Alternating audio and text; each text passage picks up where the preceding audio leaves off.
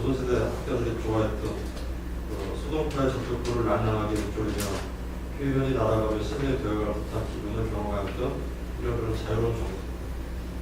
예를 들면 퇴계 선생 같은 경우는 이 퇴계 자병과 부산 자병이라는 책이 나왔지만 도요병을 좋아해서 유독 그 시들을 보면 이제 운동을 할 적에 보면은 이제 오히려 그 도가 속에 있는 사람의 책들을 더 자연 친화적인 그런 맥락에서 접근을 하고 워낙 이왕에 자연 좋아했으니까. 그런데 오히려 또 한글 강학하는 시기에 썼던 시를 보면 오히려 주자라든가 이런 사람들의 시라든가 눈을 더 많이 넣었던 그런 모습이 있습니다. 그래서 이러한 어딜 가도 이렇게 책을 갖게 한 사람들이지만 특별히 상처는 이제 보낼 때 책을 가져가서 또는 좋아하는 시를 읽고 했던 그런 것들이 자연의 기운과 잘 어우러져서 또 다른 시를 낳는 기간이 잘 어우러졌습니다. 그래서 7번째는 은자의 책 읽기. 도요병의 그림인데요. 집 앞에 우거진 나무들 한 여름에 시원한 그늘을 두리고 부는 때맞춰 불어와 세월이 바람 내 옷을 열어젖힌다. 교재 끊고 떠나가 한가로에 눕고 앉으네. 일어서나 책과 글을 즐긴다. 이제 비전원을 하시는데 여기 보면 이제 혼란했던 진송 왕조의 교체기를 살았던 도요병은 스스로 농사를 짓고 이제 한적한 생활하기를 꿈꾸다가 41에 오랫동안 세상 안에 갇혀있다가 다시 자연으로 돌아와 만년되었다. 제가 올해 쑥스럽지 41인데 도요병은 이렇게 연거 생활을 41, 물론 그때는 이 41가 노인 축에 속하는 거니까 이제 그렇지만 참 시대를 거슬러서 여러 트랙이 꽂혔습니다.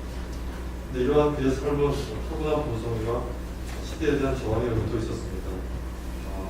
사실은 도요병이 산해경을 읽어가지고 시를 보면 꼭 산해경인데 근데 보면은 죽어도 죽지 않은 산해라고 하는 표현이 있는데 이걸 보고 루시는 끝없는 도요병의 저항을 은거를 하지만 당시 왕조를 인정하지 않는 연어를 쓰지 않고요.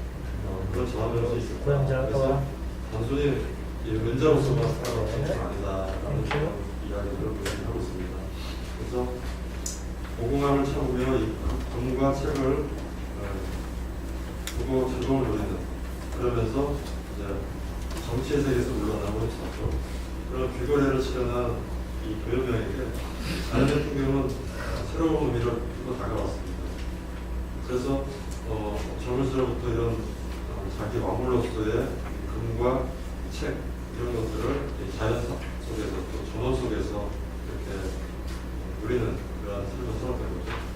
그래서 유명한 말 63번 같은 보면은 고려 선생전 우리가 잘 아는 고문열병의 실력. 거기에 보면 이제 책 읽기를 좋아하지만 깊이 따지러들지 않고 그래서 자기 마음에 이제 잘 구하게 되면 먹는 것조차 이어졌다라는 그런 책 읽기를 얘기하고 있는데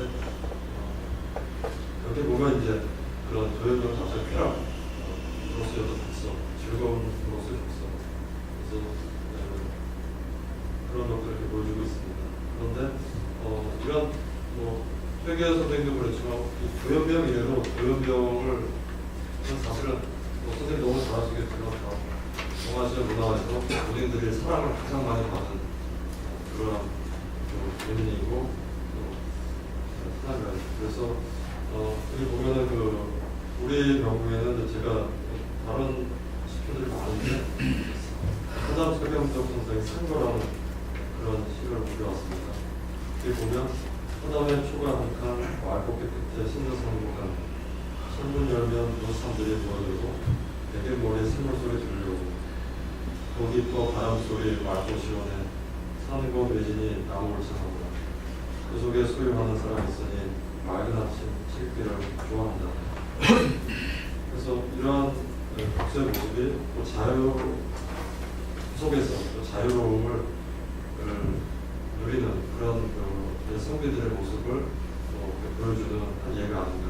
그래서 독서를 통해서 또 명예나 이익을 품아내지 않고 즐김과 향유. 그래서 책 읽기 자체가 즐거움. 그런데 그 즐거움이 자연 산수 속에서 서자에 꽉 막힌 그런 공간이 아니고 튀어서 자연 삶 속에서 이루어질 때 또 다른 독서의 책읽기의 의미가 나오는 게 아닐까. 그래서 여덟 번째 그 산수에서의 독서가 바로 그 명말에 이르면 아까 말씀드렸던 청원석부의 책들이 많이 나오는데요. 선생님도 많이 보셨겠지만 최근 다음도 여전히 사랑하는 이유 중에 하나가 바로 그러한 밝은 이야기들, 그 말들이 이 자연 산수 속에서 이루어진 풍경들이 많이 나타나고요. 또 이 육서연이라고 하는 사람이 축구보다 검소 이런 책은 나중에 그 진계율한 사람의 그 소창유기로 거듭되니까 마지막에 판이 바뀌어서 나오게 되는데, 그래서 여기 보면 특별히 굉장히 많은 신입기 풍경들이 자연 산수에서 이루어집니다. 그래서 여기 보면은 배를 사서 책을 싣고 이루어오는 아쉽은 얘기를 말하고, 또 책을 읽으며 밤에 앉아있는데 종소리가 들려오고, 그러면서 또 책을 읽으니까 마음에 있는 그 잡념이 사라지고, 그래서 또 다른 건 애착이 없고 책을 받는 거 거기에는 애착이 보이고, 또 천하의 성비를 사귀고 또 모든 책들을 보이라. 그러니까 맹자도 이제 그 상호천구를 얘기하지만 시대를 거슬러 올라가서 그 친구를 못하는 얘기를 하시고 성비를 사귀는 얘기를 하고, 그래서 이런 열망들, 그러면서 이 책을 펼치면 누리는 그 자유, 이러한 것들이 책이 하나의 엄숙주의로서 선물을 작업하지 않아 마지막 부분은 막 그게 펄백에서 가로등기도 하고 또 대하고 그 책을 보는 모습이 있거든요.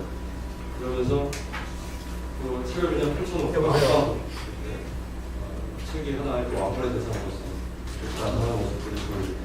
그래서 이 속세와 거리를 둘 때 책과 화초와 새와 물고기, 특히 그 명청시대에는 정원을 강남의 그 중양장 이남의 그 부자들은 지금도 서울 광주에 가면은 그 아주 그 화려한 그 정원들이 많이 멀리 그래가지고 그것을 많이 있다고 하는데, 저도 수리하면 가보지 못했지만 거기에 이렇게 사진들을 보니까 야 이게 그냥 한 말이 아니구나 이렇게 싶었습니다. 그래서 이런 데서 어떤 탈속과 원이라는 감정을 맛보고, 또 이런 운치 있는 말을 만나면 마치 얼음병 속에 그런 수홍을 보듯 하고. 근데 이 당시에 또 책 읽기를 갖다가 장조라고 하는 그 창원 소품 작가가 유공부 독서와 복이라 그랬는데, 공부하고 독서하는 게 복이다. 그런데 또 다른 지금 이 시고단 검사가서 텍스트에서는 이제 이 책 읽는 것 자체가 천복이다, 많은 복이다. 이 세상에 태어나서 사람이 누릴 수 있는 가장 그 귀한 그 복이다라고 학복이 아니라 천복으로 얘기하고 있는 거 보면서, 역시 요즘에는 뭐 책을 통해서 치유하는 독서 치유하는 것도 있지만, 그때도 이 속된 병을 치유하는 데에는 책 읽기만 한 것이 없다.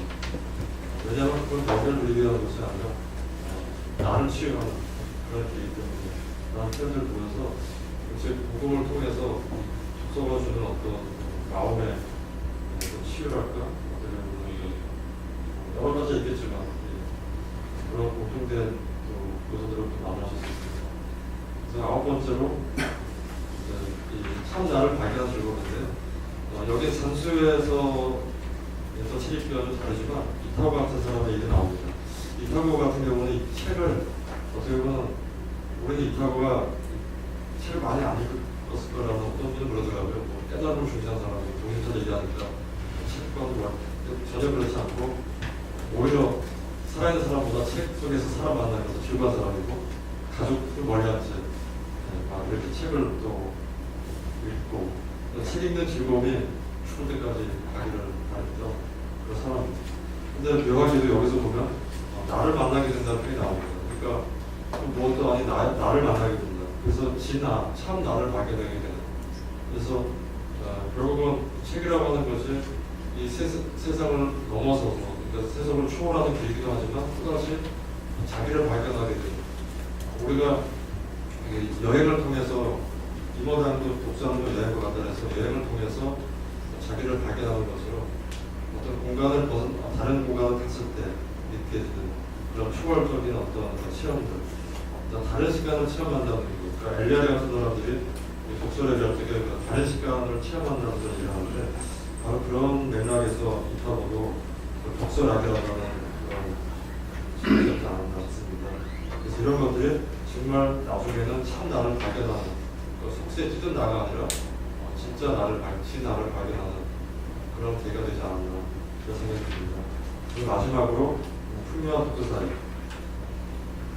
그 앞에 이동한 길제시에서 우리는 한적함 속에 대숫바람을 쓰며 누워 책을 읽는 야한 길제 모습을 보여볼 수 있다. 이 풍경 속에서 우리는 야한이 어떤 책을 실제로 읽었는지, 무슨 책을 읽었는지 굳이 물어보려 하지 않는다. 그는 다만 책을 바라보았을 수도 있고 앞에서 쥐에 책을 놓고 있을 수도 있다.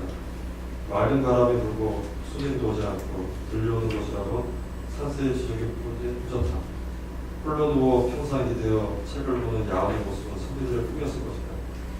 선비에게 책이란 성스러운 단정하게 앉아있을 읽어야 하면서도 늘 따라다니는 글자와 같이 일생의 친근한 것과 같았다. 그래서 베개를 삼기도 하고 그냥 펼쳐놓기도 했다.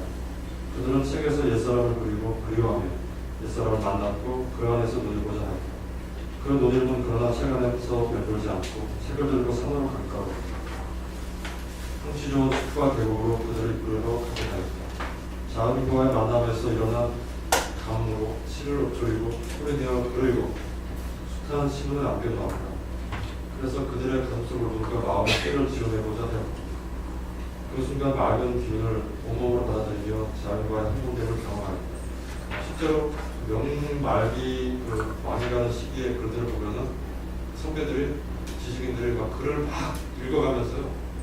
자기 울분이 일소됐다. 시청자로 싹 지었다는 표현이 나오는데 저는 그런 것들이 아니었습니다.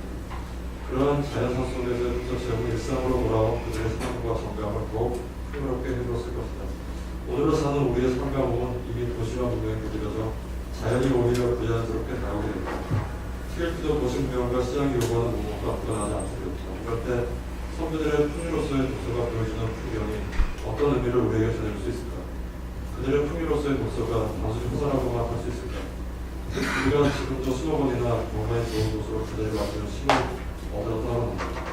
우리도 이러한 선비들의 모습처럼 자연 속에서 독서를 통해 정신의 자유와 해방, 그리고 마음 비움을 맛보는 느리기를 갖게 되고 하겠다. 다른 곳으로의 여행, 경험이 우리의 삶과 일상을 돌아보게 하고 소통을 틔워주시고 선비들에게 독서는 진솔을 벗어나는 체험이었고 그러한 독서가 자연 속에서 이어질 때 풍요로서의 독서는 자유와 탄소를 맛보는 또 다른 경계로 나아가는 순간이었으려 합니다. 이것으로 끝났습니다. 그 풍요로서의 독서에 대해서 10가지 주제를 나눠가지고 간단하게 말씀해 주셨는데 바로 논평 이어서 하겠습니다. 예, 그 논평을 맡은 모형입니다. 먼저 논문의 이 주제가 삶의 비약을 위한 시문인데 그렇기 때문에 어떤 이 글 자체가 논증이나 분석보다는 새로운 시각으로 좀 어떤 것을 보자라는 그런 의미를 담고 있는 좀 깊이 있는 논문보다는 약간 좀 가벼운 글이라고 할 수 있겠죠. 그거를 좀 감안하고 저는 그걸 읽었고요. 읽으시는 분들도 마찬가지로 그걸 좀 감안하고 읽으셨으리라 생각합니다. 그렇다고 하더라도 몇 가지는 좀 구체적인 틀을 좀 분명하게 제시해 주었으면 좀 좋지 않을까라는 점들이 있는데요. 예를 들어가지고 독서라고 하면은 그냥 책 읽기지만 전통시대 독서하고 이 현대 우리가 얘기하는 독서하고는 좀 많이 차이가 있죠. 전통시대는 발표자도 얘기하셨듯이 이제 공부를 해가지고 관리를 적용하기 위한 그런 지식인들의 전유물이 독서라고 한다면 현대인들에게 있어서는 또 모든 사람들이 다 대상이 되겠죠.